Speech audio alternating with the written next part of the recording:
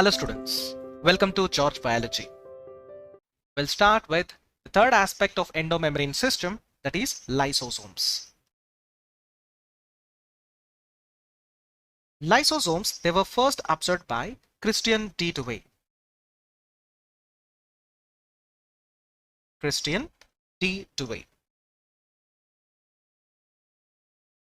Now these members, they consist of enzymes, and to keep these enzymes active, they have to maintain acidic pH, and this acidic pH is maintained by pumping of H+ ions by the cytoplasm into the lysosomes. So here, if you talk about the nature of lysosomes, they are active at acidic pH. It means, what is the nature of lysosomes? They are acidic in nature. Now we said they consist of enzymes. They consist of enzymes. And if you talk about these enzymes, the type of enzymes which are present, that is hydrolytic enzymes. And these hydrolytic enzymes, that includes carbohydrases, lipases, and proteases, due to which they help in digestion of carbohydrates, lipids, proteins, and sometimes nucleic acids as well. And who is responsible for the formation of lysosomes? The primary lysosome, it is formed from the trans phase of Golgi body.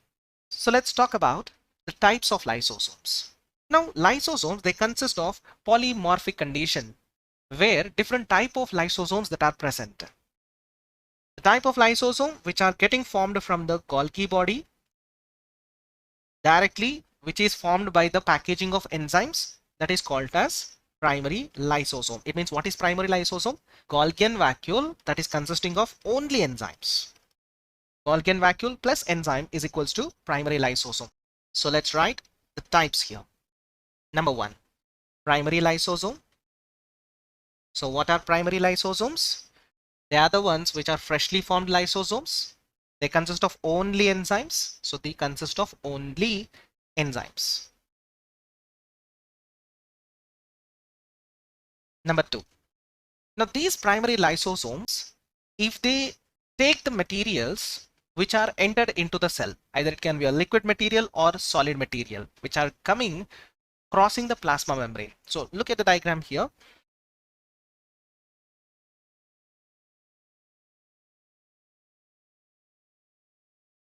Now through the plasma membrane, if any solid material that is getting entered inside, now these solid material that is called as phagosome,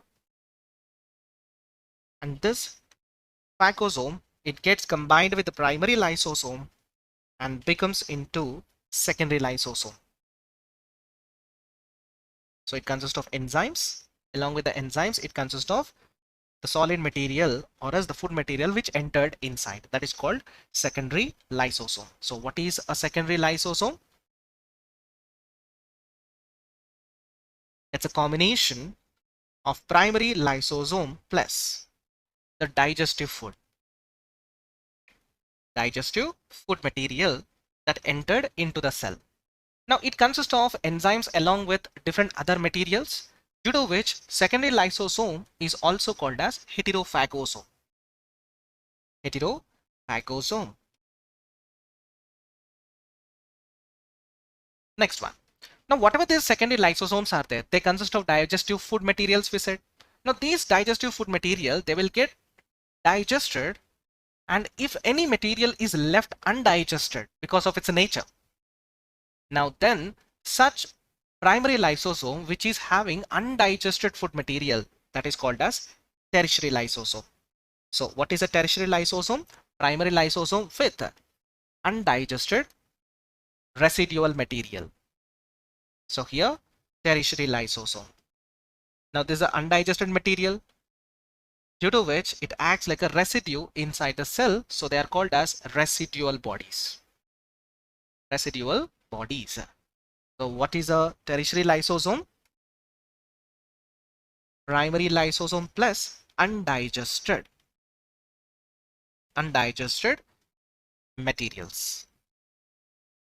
Now as they are getting undigested, they remain like a residue and they get occupied inside the cell where the active space will be reduced. That is why these structures, they have to be removed out, and these structures, they are removed by a process called as EFAG or else exocytosis. They are removed by EFAG or else exocytosis. If they remain inside the cell, what they do? They reduce the active functioning of the cell. Now, apart from all these, sometimes whatever the old or else dead cell organelles or cells are present, to digest these members, sometimes the primary lysosome, they come around these structures and they burst and they release the enzymes and help in digesting these old or else dead materials, dead cell organelles of their own cell. Now these are called as autophagosomes. So there's a fourth type, autophagosomes. If a question is asked, the primary lysosome which consists of digestive food materials, then that lysosome is called as, that is heterophagosome. Or else, if a question is asked like this, the type of lysosomes which are participating in the digestion of old or else dead cell organelles, the answer is autophagosomes. And what is the process called? The process called as autolysis. Autolysis. Now they are getting burst and helping in intracellular digestion of old or else dead cells. These are also called as suicidal bags. So what is the title that is given for lysosomes? They are called as suicidal bags of the cell. Why? Why? Because they help in autodigestion or else autolysis of dead cell particles. We'll go for the last aspect of endomembrane system, that is number D, vacuole. Now, presence of membrane containing vacuole, it's a characteristic feature of eukaryotes, but in case of prokaryote, they consist of membraneless vacuole in them. Now, this vacuole that was first given by Spallanzani. Now, these are single membrane bound.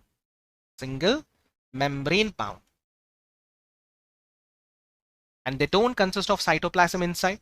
That is why they are also called as non-cytoplasmic regions of the cell. Non-cytoplasmic regions of the cell. What is the function of vacuole? We already know it helps in storage of materials. It can be food materials or oils and all. Now, if you look at the types of vacuole, there are different types of vacuoles that are present. Number one, that is sap vacuole. And here, there's a very important ones, sap vacuole. These are the large vacuoles which are observed in case of plant cells. And what they do, they occupy 90% of cell volume. And they are covered by semi-permeable membrane. And this semi-permeable membrane, it is called as tonoplast.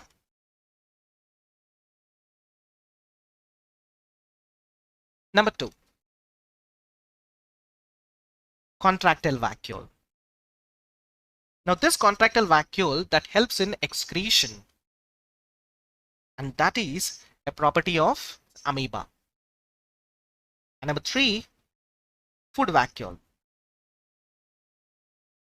that helps in storage of food materials. And this is formed by the engulfing of food in case of the members of Protista. So here it consists of engulfed food, which is a characteristic feature of Protista members. Now, apart from all these, there is one special property is there with respect to the vacuole, that is membraneless vacuole. And this membraneless vacuole, it's a characteristic feature of prokaryotes. So in case of prokaryotes, it consists of non-membrane bound vacuole, and that is called as pseudovacuole, or else it is also called as gas vacuole. And what is the function of this gas vacuole? It helps in buoyancy of the cell. In the prokaryotic topic also we have discussed about it. Now this is all about the endomembrane system. In the next session, we'll go with mitochondria.